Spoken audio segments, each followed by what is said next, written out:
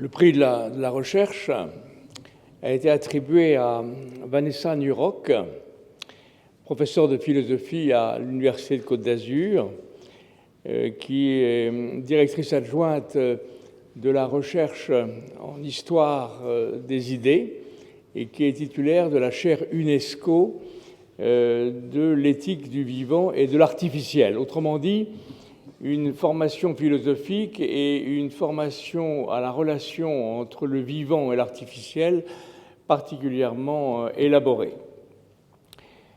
Elle a écrit un ouvrage sur quelle éthique pour les biotechnologies, que ce soit l'intelligence artificielle, que ce soit la cybernétique, que ce soit toutes les questions concernant l'intelligence artificielle et donc il y a une sorte de réflexion en profondeur parce que les étudiants actuellement sont partagés entre le rejet que leurs professeurs leur enseignent de ne pas toucher à l'intelligence artificielle et donc une sorte de fascination par le rejet par leur père, ou alors une critique a priori un peu naïve. Son travail n'est pas un travail qui se met en porte-à-faux par rapport aux biotechnologies, en particulier l'intelligence artificielle, ni une sorte de révérence. Elle aborde les questions éthiques en profondeur et en pensant que, contrairement à ce que l'on croit, les biotechnologies ne sont pas indépendantes, elles ne sont pas neutres.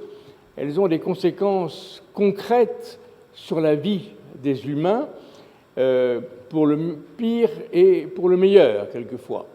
Moi, je suis frappé de voir que dans l'université française actuellement, il y a une sorte de peur d'avoir intégré l'intelligence artificielle dans les études. En médecine, je ne connais pas un seul cours d'intelligence artificielle au cours des études médicales, alors que c'est ultra important pour que les étudiants abordent ces questions, non pas de façon frauduleuse ou de façon adorante, mais de façon critique. L'intelligence artificielle a des avantages que tout le monde connaît, en même temps, elle a des défauts majeurs. Et donc, cet ouvrage est un ouvrage qui prend de la hauteur parce que la culture philosophique et son éthique du vivant et de l'artificiel ont permis à Vanessa Nurock d'avoir une vraie vision en profondeur de ces questions, et donc particulièrement utile, et c'est pour ça que le prix de la recherche lui a été accordé. Vanessa Nurock.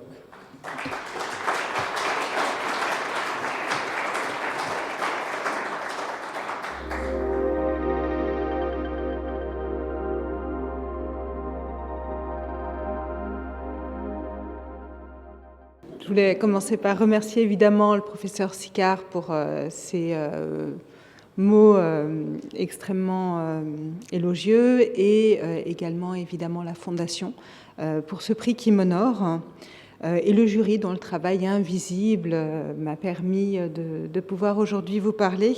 Je voudrais aussi remercier mon éditeur Vrin et la superbe collection de la vie morale sans laquelle évidemment ce livre n'aurait pas pu voir le jour. Et aussi, alors évidemment ce ne sont pas les Césars, je ne vais pas remercier tout le monde et faire une longue liste, mais on n'écrit pas un livre seul, et moi j'écris beaucoup en collaboration et en dialogue, et je pense qu'on a assez peu malheureusement l'occasion d'exprimer notre gratitude. Donc je vais prendre 1 minute de votre temps, je ne vous promets pas plus, mais je voudrais remercier les 2 universités dans lesquelles j'ai été pendant les 10 ans où j'ai travaillé sur ces sujets, Université Paris 8, Université Côte d'Azur où je suis, mais aussi le CNRS qui m'a permis pendant 2 années d'aller à UCLA, donc à l'Université de Californie à Los Angeles, pour travailler au plus près de ces technologies et aborder les choses d'un point de vue qui n'était pas strictement franco-français. Et cette perspective s'est évidemment poursuivie via mes interactions avec l'UNESCO. Je sais qu'il y a certains membres de l'équipe de la section sciences humaines humaine de l'UNESCO ici aujourd'hui. Et je voudrais dire à quel point il me semble important de travailler non seulement avec nos collègues philosophes et d'autres disciplines, de travailler avec nos étudiants à l'intérieur évidemment de l'académie, mais aussi de sortir de l'académie et de pouvoir réfléchir avec à la fois les institutions internationales, les collègues à l'international dans d'autres cultures, mais aussi la cité, tout simplement. Et c'est pour ça que ce prix m'honore, mais aussi que j'espère qu'il pourra permettre d'intensifier ces interactions.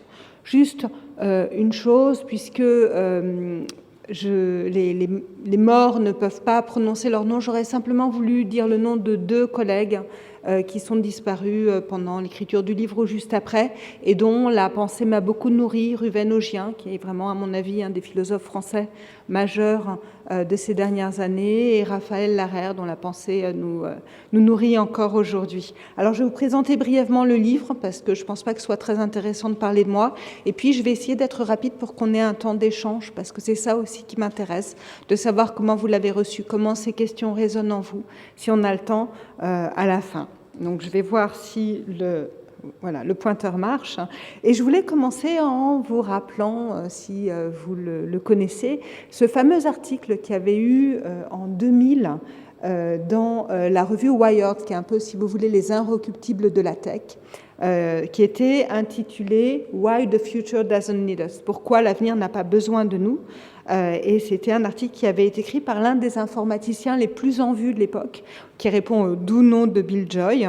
Mais le tableau qu'il dressait n'était vraiment pas joyeux, comme vous voyez pour les deux lignes en dessous, puisqu'il affirmait que le développement des nanotechnologies, du génie génétique et de la robotique était en train de construire un avenir où l'humanité n'aurait plus sa place. Or, 25 ans plus tard, nous sommes toujours là. À moins que je ne rêve aujourd'hui en étant branché à une machine et que vous ne soyez tous des avatars et des robots, mais je n'ai pas trop l'impression quand même. Ceci étant, il me semble que nul d'entre nous aujourd'hui ne songerait à nier le fait que nous vivons actuellement une révolution technologique qui est peut-être sans précédent et qui s'insère dans tous les aspects de notre vie, du plus intime au plus public, jusqu'à l'éthique et le politique. Et vous savez peut-être que récemment, une intelligence artificielle a été nommée au rang de secrétaire d'État, avec l'argumentation qu'elle serait justement plus éthique et plus politique que nous. Bref, cette révolution technologique est aussi une révolution sociale, éthique et politique. Cela pose de nombreux problèmes, et l'un de ces problèmes est qu'on nous présente cette révolution à la fois comme comparable, d'un côté, à la révolution des Lumières, et de l'autre, qu'on nous la présente comme étant inexorable. Alors, est-elle comparable à la révolution des Lumières ? Certes, bien sûr, elle opère dans les mêmes champs et elle questionne ou prolonge certains concepts clés de l'époque des Lumières. Mais prenons garde à ce que cette révolution ne devienne pas un double inversé, si l'on peut dire, des Lumières, où l'autonomie des humains ne serait remplacée par celle des systèmes ou des machines, et où la marche vers l'égalité qui a conduit à la Révolution française ne soit pas remplacée par la reproduction des préjugés et des hiérarchies qu'on voit dans les nombreux biais. De plus, par ailleurs, on fait souvent comme si l'éthique, voire la politique, était soluble, et on vient de le voir avec cet exemple de cette IA sous-secrétaire d'État, était soluble dans les nouvelles technologies, et que l'avenir était tout tracé, inévitable, comme s'il n'y avait pas d'alternative. The future is now, c'est vraiment un des slogans qu'on entend beaucoup aujourd'hui. Pourquoi diable alors nous trouverions-nous dans cette situation tout à fait paradoxale où le futur semble déjà là ? C'est absurde de dire que le futur est déjà là, que le futur c'est maintenant. Pour tout philosophe, ça semble absurde. Alors, mais qu'est-ce que ça signifie ? Alors, pour répondre à cette question, je propose 5 hypothèses dans le livre. Alors, la première hypothèse, et c'est pour ça que le livre ne porte sur plusieurs technologies, comme l'a dit le professeur Sicard, sur les nanotechnologies, la cybergénétique et l'intelligence artificielle. Alors la première hypothèse, c'est que l'interaction entre les technologies qu'on appelle NBI, c'est nanotechnologie, biotechnologie, technologie de l'information et de la cognition, va s'opérer non seulement au niveau scientifique, ce qui est bien connu, mais aussi au niveau éthique, ce qui n'avait pas été montré à ma connaissance, en tout cas pas aussi largement jusqu'à présent. et notamment en lien avec une caractéristique bien connue aussi de ces technologies, qui est qu'elles sont imprévisibles, que nous n'arrivons pas à en prévoir les conséquences, voire à prévoir comment elles vont évoluer, et cela pose évidemment un problème de fond. C'est pourquoi, donc, je viens de le dire, ce livre analyse 3 exemples de technologies, nanotechnologie, cybergénétique et intelligence artificielle. Alors, les nanotechnologies, vous en avez sans doute entendu parler, sont des technologies qui opèrent à une très petite échelle, celle du nanomètre. À cette toute petite échelle, certains matériaux vont présenter des qualités particulières. Par exemple, le nano-argent a des propriétés antiseptiques. La cybergénétique, c'est à l'interaction du génétique et de l'IA et l'informatique. Ce sont donc en gros, pour la partie en tout cas que j'ai traitée, les tests génétiques non médicaux qui opèrent avec de l'IA et avec des plateformes informatiques. Enfin, l'intelligence artificielle, tout le monde sait ce que c'est et beaucoup se demandent aussi ce que c'est. C'est un ensemble de technologies qui s'appuient sur des algorithmes pour imiter l'intelligence humaine. Il ne s'agit donc pas d'un énième livre sur l'IA, parce que maintenant il commence à y en avoir beaucoup, mais c'est un livre qui essaye d'embrasser l'IA dans cette globalité des NBIC, avec cette idée que pour penser l'intelligence artificielle, il faut la penser avec les NBIC. La deuxième hypothèse, c'est que nous avons des difficultés à réfléchir sur ces nouvelles technologies NBIC parce qu'elles opèrent un brouillage des frontières et des catégories souvent binaires dont nous avons l'habitude. Du coup, nos concepts classiques ne fonctionnent pas et nos manières classiques de penser ne fonctionnent pas très bien. La troisième hypothèse, c'est que nous sommes face à un système qui est organisé autour de ce qu'on peut appeler des prophéties autoréalisatrice. Alors, qu'est-ce que c'est qu'une prophétie autoréalisatrice? C'est une prédiction qui, une fois qu'elle est énoncée, donne l'impression qu'on ne peut pas faire autrement. Le fameux Taina, there is no alternative, et cette idée que the future is now, le futur c'est maintenant. Si le futur c'est maintenant, alors la prophétie est autoréalisatrice, puisque nous sommes maintenant déjà dans le futur qui nous est promis. Donc, on ne peut plus l'inventer. Pourquoi réfléchir l'IA en lien avec les autres technologies? Justement parce qu'elles ont en commun ces deux caractéristiques que sont donc la prophétie autoréalisatrice dont je viens de parler et ce brouillage des catégories. Quand on met ces deux éléments ensemble, on obtient ce que le philosophe français Jacques Ellul appelait l'encerclement par l'évidence. Cet encerclement par l'évidence est une sorte d'apaisement qui fait qu'on va adapter toute la société aux technologies d'une manière qui nous donne l'impression, vous l'aurez compris, d'une forme d'évidence, de familiarité, de personnalisation, à laquelle on a l'impression qu'on ne peut pas échapper, ce qui suscite une adhésion de fond devant cette banalité qui est à la fois rassurante mais un peu excitante parce qu'elle est un peu innovante. Alors, j'ajouterais cependant, en me distinguant d'Ellul, que certains et certaines peuvent trouver ces innovations inquiétantes, et plus inquiétantes même que rassurantes, si bien qu'on se trouve pris un peu entre Charybde et Scylla, entre technophiles qui vont adorer, voire idolâtrer ces technologies d'un côté, et de l'autre des technophobes qui les craignent, voire les haïssent. Mais dans les deux cas, le diagnostic qu'on nous fait, c'est qu'on va être remplacé par les robots, par les IA, très vite. La cinquième hypothèse, c'est que ces technologies sont effectivement en train, alors sinon de nous remplacer, vous aurez compris que je ne vais pas vraiment dans cette direction, mais en tout cas en train de nous transformer en profondeur, en remodelant, et le terme est choisi, je ne parlerai pas de nous reconfigurer parce qu'on configure un système, en remodelant nos identités, nos relations, nos sociétés, nos manières de penser. Et ce point est fondamental, c'est pour ça qu'il y a urgence à penser ces technologies et à le faire avec détermination et avec volonté.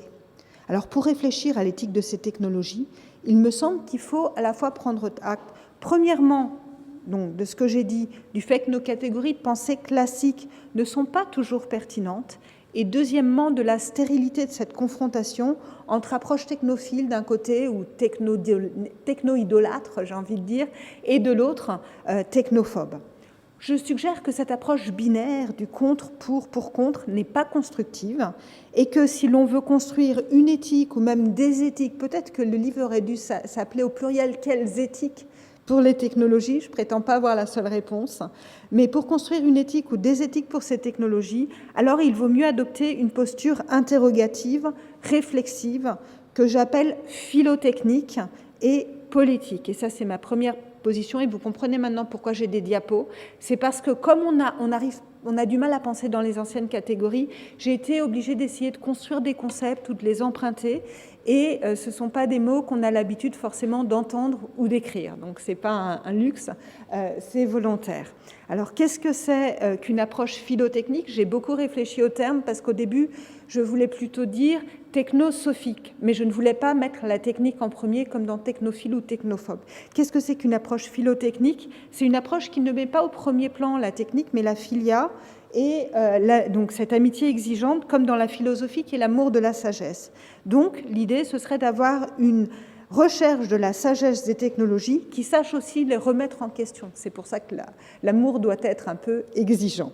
Une approche critique, comme on l'a déjà dit à plusieurs reprises. C'est une approche aussi politique, terme que j'emprunte au poète et philosophe Michel Deguy, qui se situe au croisement entre éthique politique et poétique et poésie pour inventer de nouveaux concepts et de nouvelles formes de vie souhaitables.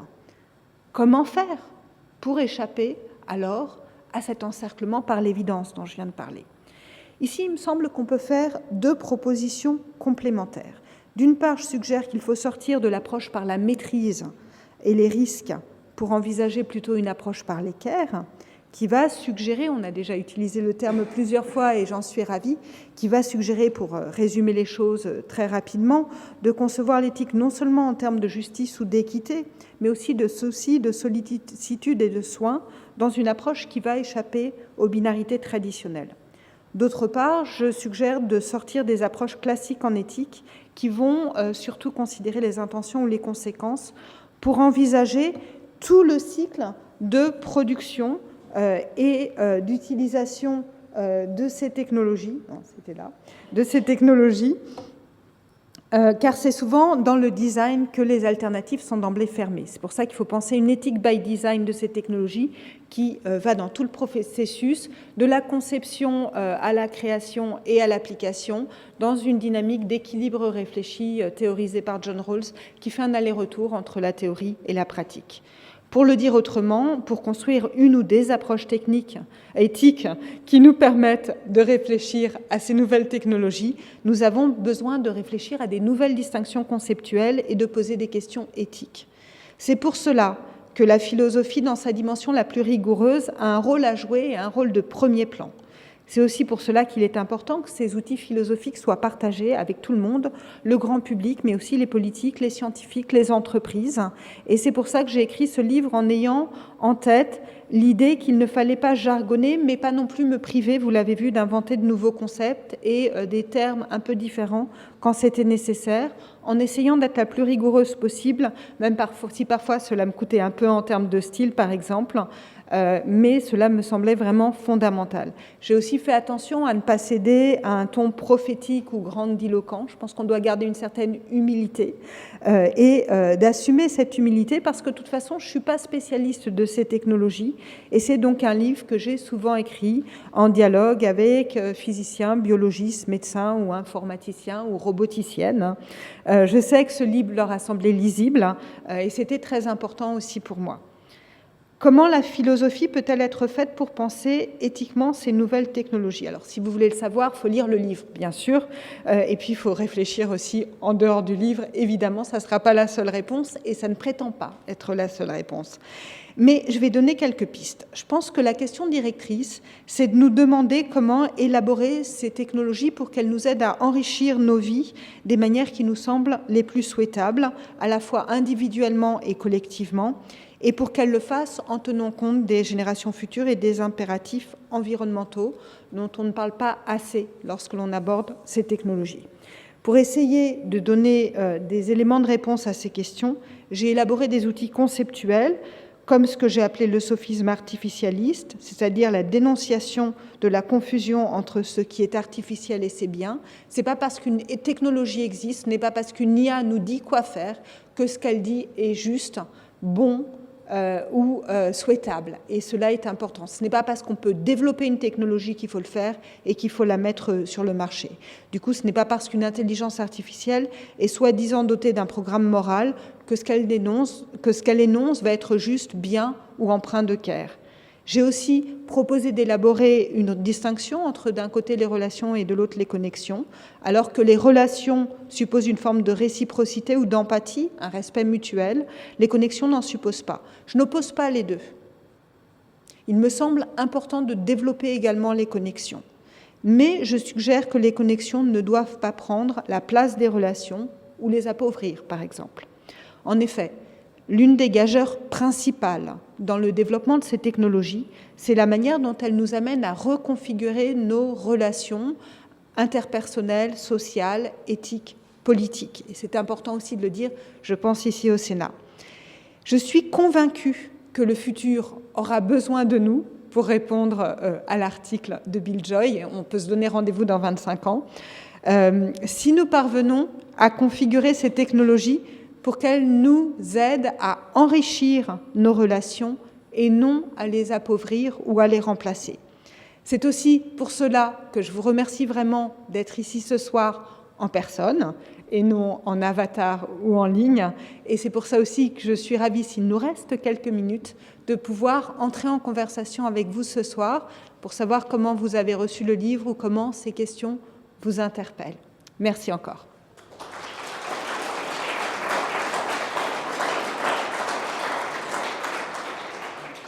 Est-ce qu'il nous reste 2 minutes ou pas ? Est-ce qu'il nous reste 2 minutes ou est-ce que vous voulez qu'on finisse ? Ou s'il y a des interrogations ou des commentaires ?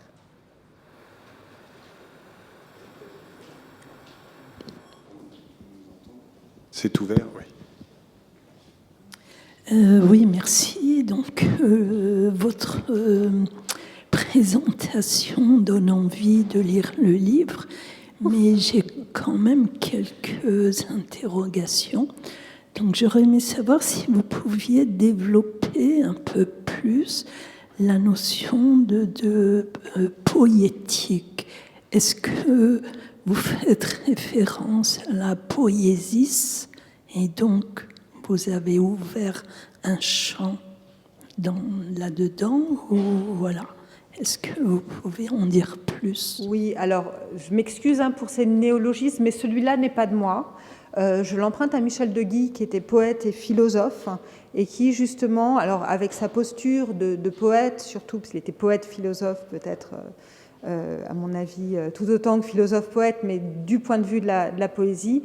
Donc lui essaye d'avancer dans la poésie à l'interface entre l'éthique, le politique et le poétique, donc la poésie, avec aussi justement, et ça ça transparaît dans certains de ses poèmes, un intérêt pour les plus vulnérables en citant notamment Baudelaire. Et ça c'est assez intéressant parce qu'il y a tout ça chez Deguy. Et moi je le réinterprète avec l'idée que la philosophie a besoin aujourd'hui, plutôt que de s'appuyer, on le fait beaucoup malheureusement encore, sur les grands classiques des théories morales, approche par les intentions ou par les conséquences, je dirais très rapidement sans rentrer dans le détail, et on voit bien que ça marche pas très bien, donc on a besoin d'être capable d'inventer des concepts et de le faire à l'intersection de l'éthique et du politique, mais avec la possibilité de créer. Et c'est pour ça aussi que je pense qu'on ne doit pas se laisser dominer par la crainte à l'égard de ces technologies, ni par la technophobie,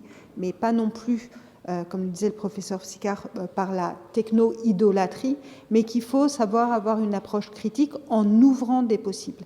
Et donc l'idée aussi de la politique, c'est de s'opposer à l'approche par le TINA, there is no alternative.